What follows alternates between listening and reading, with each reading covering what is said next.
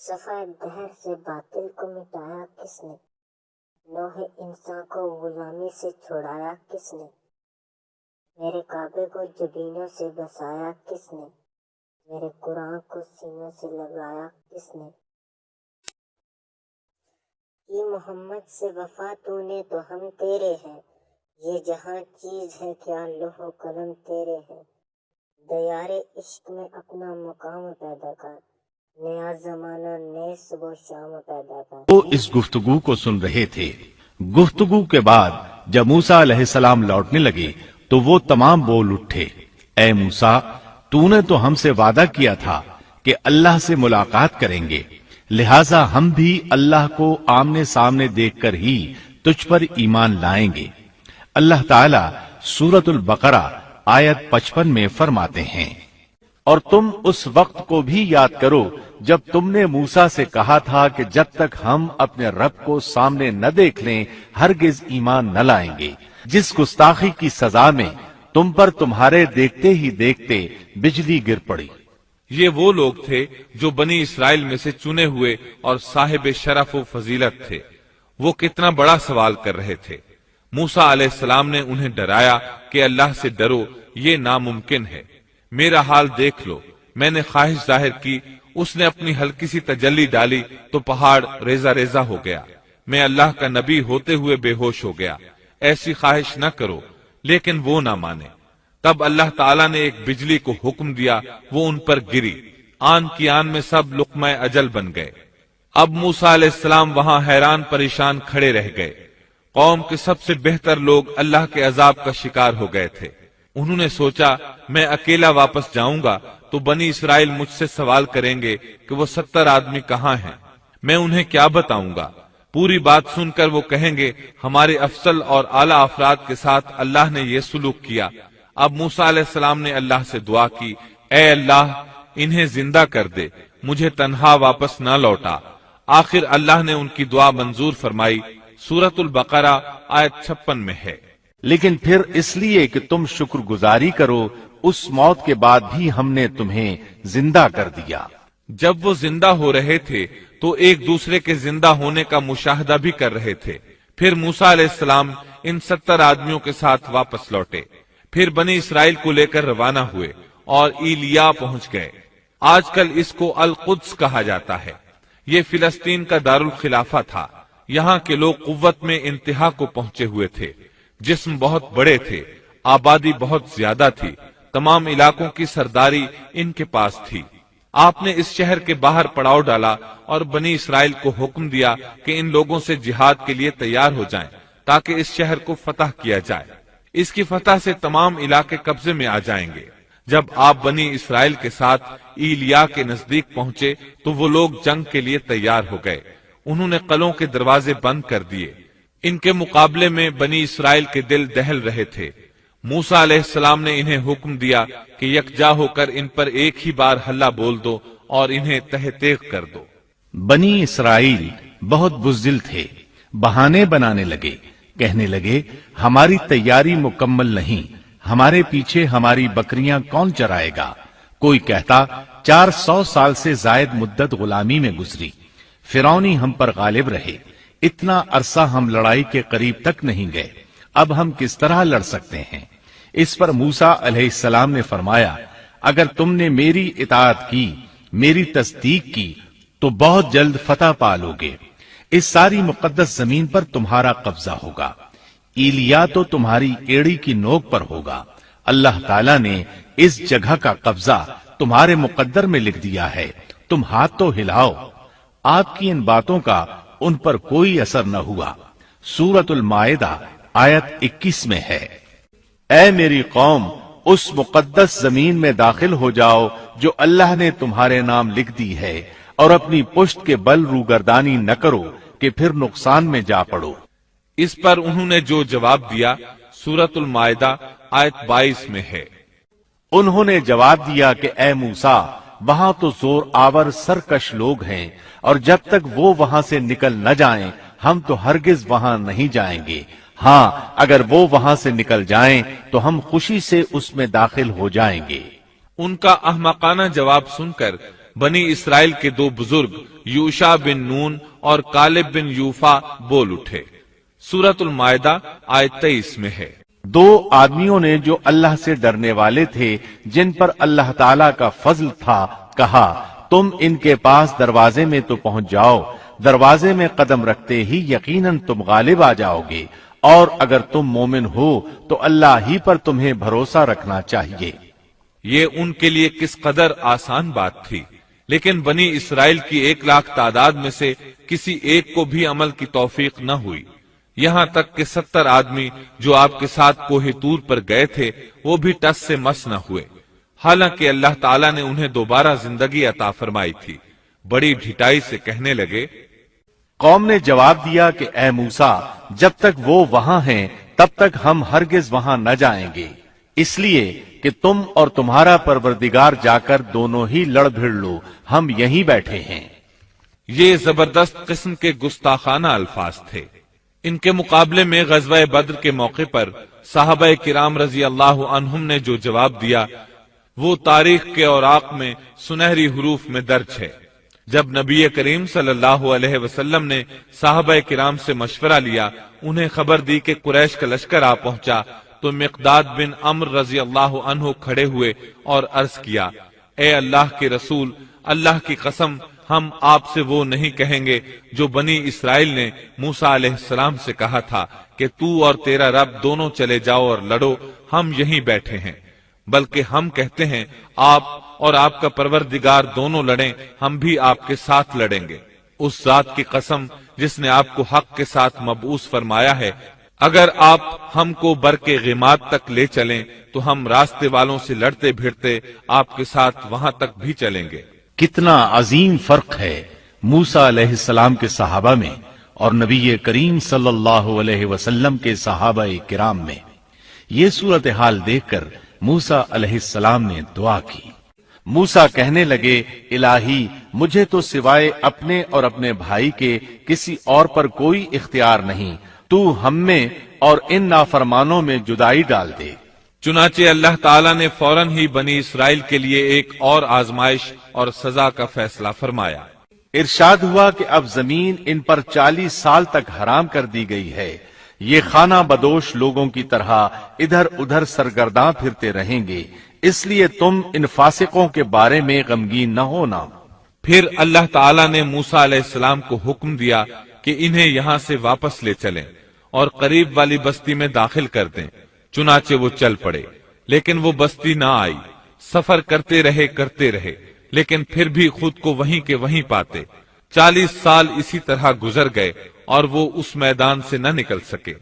اس میدان کو میدان تیہ کہا جاتا ہے۔ اس دوران البتہ انہیں کھانے پینے کا سامان مہیا ہوتا رہا۔ موسیٰ علیہ السلام کے پتھر پر لاٹھی مارنے سے 12 قبیلوں کے لیے 12 چشمے جاری ہوئے۔ سورۃ الاعراف آیت 160 میں ہے۔ اور ہم نے موسیٰ کو حکم دیا جبکہ ان کی قوم نے ان سے پانی مانگا کہ اپنی لاٹھی کو فلاں پتھر پر مارو، پس فوراً اس سے 12 چشمے پھوٹ نکلے، ہر شخص نے اپنے پینے کی جگہ معلوم کر لی۔ 12 چشمے اس لیے کہ بنی اسرائیل کے 12 قبیلے تھے۔ یعقوب علیہ السلام کی نسل سے ان کے بیٹوں کے 12 قبیلے وجود میں آئے تھے۔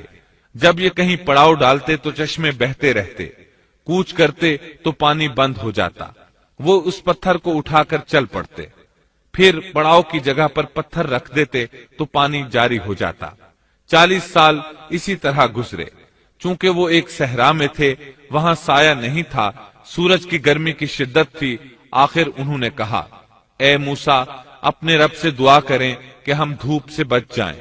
آپ نے دعا فرمائی، اللہ نے ان کے لیے سائے کا انتظام کر دیا۔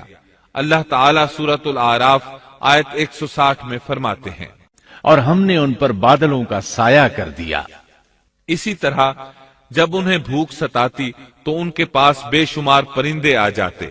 اللہ تعالیٰ سورۃ الاعراف آیت 160 میں فرماتے ہیں، اور ہم نے ان پر من اور سلوہ نازل کیا۔ ان 40 سالوں میں کچھ اہم واقعات بھی پیش آئے۔ ان میں سب سے مشہور قصہ گائے والا ہے۔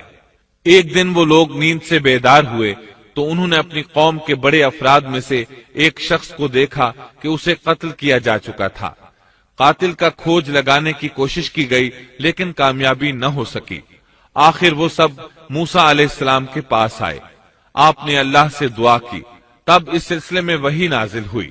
اللہ تعالیٰ سورۃ البقرہ آیت 67 میں فرماتے ہیں، اور موسیٰ نے جب اپنی قوم سے کہا کہ اللہ تمہیں ایک گائے ذبح کرنے کا حکم دیتا ہے تو انہوں نے کہا ہم سے مذاق کیوں کرتے ہو؟ آپ نے جواب دیا کہ میں ایسا جاہل ہونے سے اللہ کی پناہ پکڑتا ہوں۔ موسیٰ علیہ السلام نے انہیں بتایا کہ اس سلسلے میں اللہ تعالیٰ نے ایک گائے کو ذبح کرنے کا حکم دیا ہے۔ وہ کہنے لگے بھلا یہ کوئی عقل کی بات ہے؟ مسئلہ قتل کا ہے اور آپ گائے ذبح کرنے کا حکم دے رہے ہیں، آپ تو ہم سے مذاق کر رہے ہیں۔ آپ نے فرمایا مذاق کرنا تو جاہلوں کا کام ہے۔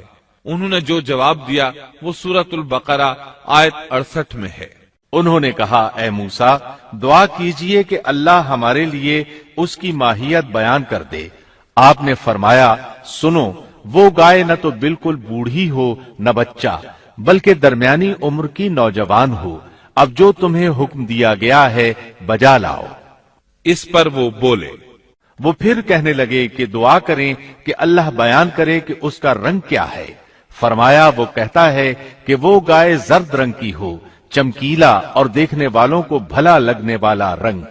اس پر انہوں نے ایک اور سوال کر دیا۔ سورۃ البقرہ آیت 70 اور 71 میں ہے۔ وہ کہنے لگے کہ اپنے رب سے دعا کریں کہ وہ ہمیں اس گائے کی مزید ماہیت بتائے۔ اس قسم کی گائیں تو بہت ہیں، پتہ نہیں چلتا، اگر اللہ نے چاہا تو ہم ہدایت والے ہو جائیں گے۔ موسیٰ نے فرمایا کہ اللہ کا فرمان ہے کہ وہ گائے کام کرنے والی، ہل میں جوتنے والی اور کھیتوں کو پانی پلانے والی نہ ہو، تندرست اور بے داغ ہو۔ انہوں نے کہا اب آپ نے حق واضح کر دیا۔ گو وہ حکم قبول کرنے کے قریب نہیں تھے، لیکن انہوں نے اس کو مان لیا اور وہ گائے ذبح کر دی۔ موسیٰ علیہ السلام نے حکم دیا کہ اس میں سے ایک گوشت کا ٹکڑا لو اور مقتول کے جسم کے ساتھ لگاؤ۔ انہوں نے ایسا ہی کیا۔ اللہ تعالیٰ سورۃ البقرہ آیت 72 اور 73 میں فرماتے ہیں، جب تم نے ایک شخص کو قتل کر ڈالا پھر اس میں اختلاف کرنے لگے اور جو کچھ تم چھپاتے تھے اللہ اس کو ظاہر کرنے والا تھا۔ ہم نے کہا کہ اس گائے کا ایک ٹکڑا مقتول کے جسم پر لگا دو، وہ زندہ ہو جائے گا۔ اسی طرح اللہ مردوں کو زندہ کر کے تمہیں تمہاری عقل مندی کے لیے نشانیاں دکھاتا ہے۔ مقتول کو گوشت کا ٹکڑا لگا تو وہ اٹھ کر کھڑا ہو گیا۔ اس نے بتایا میرا قاتل فلاں شخص ہے۔ یہ بتاتے ہی وہ پھر مر گیا۔ اس معجزے کو دیکھ کر بھی ان کے دل نرم نہ ہوئے۔ اللہ تعالیٰ سورۃ البقرہ آیت 74 میں فرماتے ہیں، پھر اس کے بعد تمہارے دل پتھر جیسے بلکہ اس سے بھی زیادہ سخت ہو گئے۔ بعض پتھروں سے تو نہریں بہہ نکلتی ہیں اور بعض پھٹ جاتے ہیں اور ان سے پانی نکل آتا ہے، اور بعض اللہ کے ڈر سے گر پڑتے ہیں، اور تم اللہ کو اپنے اعمال سے غافل نہ جانو۔ مطلب یہ کہ پتھر نرم ہو جاتے ہیں لیکن ان کے دل پتھر سے بھی زیادہ سخت ہیں۔ انہی 40 سالوں کے دوران ایک اور اہم واقعہ پیش آیا۔ ایک دن موسیٰ علیہ السلام نے فصاحت اور بلاغت سے بھرپور خطبہ دیا۔ ایک شخص نے پوچھا زمین پر سب سے زیادہ علم رکھنے والا شخص کون ہے؟ آپ نے جواب دیا میں ہوں۔ اللہ تعالیٰ کو یہ انداز پسند نہ آیا، اگرچہ بات درست تھی۔ آپ اللہ کے رسول تھے، آپ کو اللہ سے گفتگو کا شرف حاصل تھا۔ آپ سے بڑا عالم اس وقت اور کون ہو سکتا تھا؟ اس کے باوجود اللہ تعالیٰ کو جواب پسند نہ آیا۔ اللہ کو تو عاجزی پسند ہے۔ چنانچہ اللہ تعالیٰ نے فرمایا زمین پر اس وقت آپ سے بڑا عالم موجود ہے۔ موسیٰ علیہ السلام نے پوچھا اے اللہ وہ کون ہے اور کہاں رہتا ہے؟ اللہ تعالیٰ نے فرمایا تم اسے مجمع البحرین کے پاس مل سکو گے۔ آپ ایک مچھلی پکڑ لیں اور سفر شروع کر دیں، جہاں وہ مچھلی گم ہو جائے گی وہیں وہ عالم موجود ہوگا۔ سورۃ الکہف آیت 60 میں ہے۔ اور جب موسیٰ نے اپنے نوجوان سے کہا کہ میں تو چلتا ہی رہوں گا یہاں تک کہ 2 دریاؤں کے ملنے کی جگہ پہنچ جاؤں، یا پھر میں عرصہ دراز تک چلتا رہوں گا۔ موسیٰ علیہ السلام کے شریک سفر یوشع بن نون تھے، یہ بھی نبی تھے۔ موسیٰ علیہ السلام کے بعد بنی اسرائیل کی باغ ڈور انہوں نے ہی سنبھالی تھی۔ سورۃ الکہف आयत 61 में है। जब वो दोनों वहां पहुंचे जहां दोनों दरिया मिलते थे, तो वहां वो अपनी मछली भूल गए, जिसने दरिया में सुरंग जैसा रास्ता बना लिया। इन दोनों को इल्म न हो सका कि यही उनकी मंजिल है। मछली को उन्होंने टोकरी में डाल रखा था। वो वहां जिंदा हो गई और उछलकर पानी में चली गई। मूसा अलैहिस्सलाम उस वक्त सोए हुए थे। यूशा अलैहिस्सलाम ने मछली को समुद्र में जाते और रास्ता बनाते देखा, लेकिन मूसा अलैहिस्सलाम को बताना भूल गए। यहां तक कि आराम करके वहां से फिर सफर शुरू कर दिया। उस दिन और उसके बाद रात सफर करके जब दूसरे दिन मूसा अलैहिस्सलाम को थकावट और भूख महसूस हुई, तो यूशा अलैहिस्सलाम से कहा कि लाओ भाई नाश्ता कर लें। ये तज़किरा सूरतुल कहफ आयत 62 ता 65 में है। जब ये दोनों वहां से आगे बढ़े तो मूसा ने अपने नौजवान से कहा, हमारा नाश्ता ले आओ, हमें तो अपने इस सफर से सख्त तकलीफ उठाना पड़ी है। उसने जवाब दिया कि क्या आपने देखा भी, जबकि हम पत्थर से टेक लगाकर आराम कर रहे थे, वहीं मैं मछली भूल गया था। दरअसल शैतान ही ने मुझे भुला दिया कि मैं आपसे इसका जिक्र करूं। इस मछली ने अनोखे तौर पर दरिया में अपना रास्ता बना लिया था। मूसा ने कहा, यही तो था वो मकाम जिसकी तलाश में हम थे। चुनाचे वहीं से अपने कदमों के निशानात देखते देखते वापस चले और वहां उन्होंने हमारे बंदों में से एक बंदे को पाया। उसे हमने अपने पास से खास रहमत अता फरमा रखी थी और उससे अपने पास से खास इल्म अता कर रखा था। अक्सर मुफस्सिरीन इस पर मुत्तफिक हैं कि ये आलिम अल्लाह के नबी खजिर अलैहिस्सलाम थे। अल्लाह ने इन्हें नुबुव्वत का इल्म अता किया था। मूसा अलैहिस्सलाम ने इनसे बातचीत शुरू की। कुरान करीम सूरतुल कहफ आयत 66 ता 70 में है। मूसा ने कहा कि मैं आपकी पैरवी करूं कि आप मुझे वो नेक इल्म सिखा दें जो आपको सिखाया गया है। उसने कहा, आप मेरे साथ हरगिज सब्र नहीं कर सकेंगे और जिस चीज की हकीकत का आपको इल्म नहीं, उस पर आप सब्र कर भी कैसे सकते हैं। मूसा ने कहा, इंशाअल्लाह आप मुझे सब्र करने वाला पाएंगे और मैं किसी बात में आपकी नाफरमानी नहीं करूंगा। उसने कहा, अच्छा, अगर आप मेरे साथ ही चलने पर इसरार करते हैं तो याद रहे कि किसी चीज के बारे में मुझसे सवाल न कीजिएगा जब तक कि मैं खुद उसकी निस्बत कोई तस्करा न करूं। इस मकाम से मूसा अलैहिस्सलाम ने यूशा बिन नून अलैहिस्सलाम को वापस भेज दिया। अब मूसा अलैहिस्सलाम का खजिर अलैहिस्सलाम के साथ सफर शुरू हुआ। सूरतुल कहफ आयत 71 ता 73 में है। फिर वो दोनों चले यहां तक कि वो एक कश्ती में सवार हुए। खजिर ने उसके तख्ते तोड़ दिए। मूसा ने कहा, क्या आप इसको इसलिए तोड़ रहे हैं कि कश्ती वाले सब डूब जाएं? ये तो आपने बड़ी खतरनाक बात कर दी। खजिर ने जवाब दिया कि मैंने पहले ही तुझसे कह दिया था कि आप मेरे साथ हरगिज सब्र नहीं कर सकेंगे। मूसा ने जवाब दिया कि मेरी भूल पर मुझे न पकड़िए और मुझे मेरे काम में तंगी में न डालिए। दोनों ने सफर शुरू किया। रास्ते में कुछ मिस्कीन लोगों की एक कश्ती देखी। वो मेहनत करते थे, किराया लेकर लोगों को दरिया पार कराया करते थे। उन्होंने खजिर अलैहिस्सलाम को पहचान लिया। उन्हें और मूसा अलैहिस्सलाम को कश्ती पर सवार कर लिया। सफर के दौरान खजिर अलैहिस्सलाम ने लोहा पकड़ा और लगे कश्ती में सुराख करने। कश्ती के डूबने का खतरा पैदा हो गया। लोग पानी कश्ती से बाहर फेंकने लगे। इस तरह कश्ती खतरे से निकल आई। मूसा अलैहिस्सलाम ने इस फेल को नापसंद फरमाया और बोले, क्या लोगों को डबोने का इरादा है? खजिर अलैहिस्सलाम ने जवाब दिया कि मैंने तो पहले ही कह दिया था कि आप मेरे साथ सब्र नहीं कर सकेंगे। मूसा अलैहिस्सलाम बोले, वाकई मैंने उजलत से काम लिया। उन्होंने माजिरत की। सूरतुल कहफ आयत 74 ता 76 में है। फिर दोनों चले यहां तक कि वो एक लड़के को मिले। खजिर ने उसे मार डाला। मूसा बोले, क्या आपने एक बेगुनाह की जान ली और वो भी किसी के खून के बदले में नहीं? ये तो आपने बड़ी बेजा और नापसंदीदा हरकत की। वो कहने लगे, मैंने आपसे कहा नहीं था कि आप मेरे साथ रहकर हरगिज सब्र नहीं कर सकेंगे। मूसा ने जवाब दिया, अब अगर मैं आपसे किसी चीज के बारे में सवाल करूं तो बेशक मुझे अपने साथ न रखिएगा। یقیناً آپ میری طرف سے حد عذر کو پہنچ چکے۔ ایک بار پھر سفر شروع ہوا۔ سورۃ الکہف آیت 77 تا 78 میں ہے۔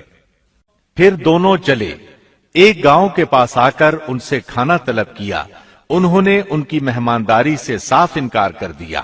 پس دونوں نے وہاں ایک دیوار کو دیکھا جو گرنے کے قریب تھی، اس نے اسے ٹھیک اور درست کر دیا۔ موسیٰ کہنے لگے اگر آپ چاہتے تو اس کی اجرت لے سکتے تھے۔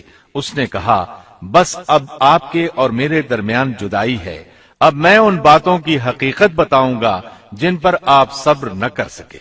اب انہوں نے وضاحت کی۔ سورۃ الکہف آیت 79 میں ہے۔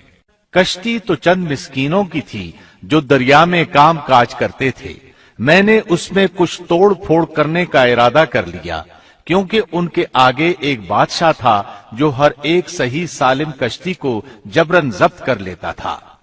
پھر انہوں نے دوسرے واقعے کے متعلق بتایا۔ سورۃ الکہف آیت 80 اور 81 میں ہے۔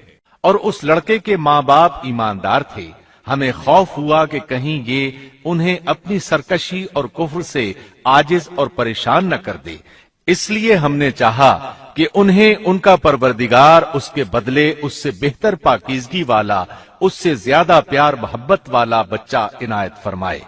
تیسرے واقعے کی وضاحت سورۃ الکہف آیت 82 میں ہے۔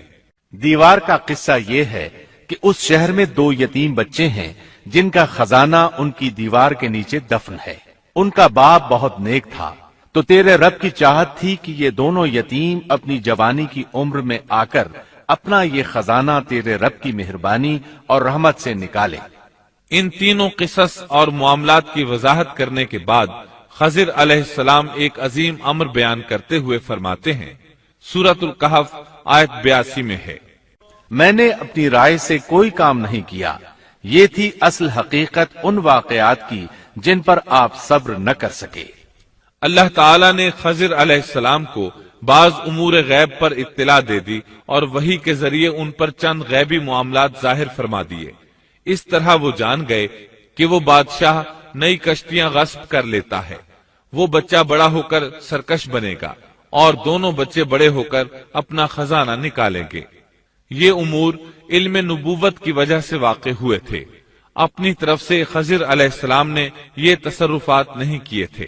یہ علم انسان کی ذات کی طرف سے نہیں ہوتا، نہ ہی ہر انسان کو یہ علم حاصل ہو سکتا ہے، یہ تو صرف انبیاء کرام کو اللہ تعالیٰ کی جانب سے حاصل ہوتا ہے، وہ جسے چاہتا ہے عطا کرتا ہے، جیسا کہ یہ علم موسیٰ علیہ السلام کو عطا نہیں فرمایا اور خضر علیہ السلام کو بتلا دیا۔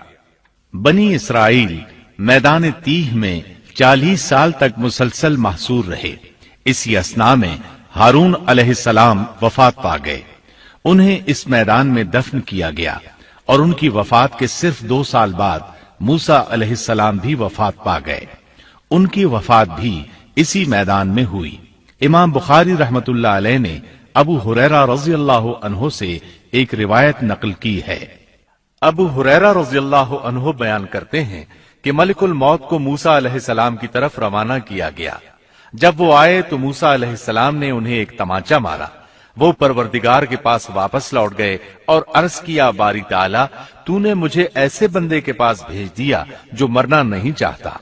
اللہ تعالیٰ نے فرمایا تو پھر ان کے پاس جا اور اس سے کہہ کہ ایک بیل کی پشت پر اپنا ہاتھ رکھیں، جتنے بال ان کے ہاتھ کے نیچے آئیں گے اتنے برس ہی انہیں زندگی مل جائے گی۔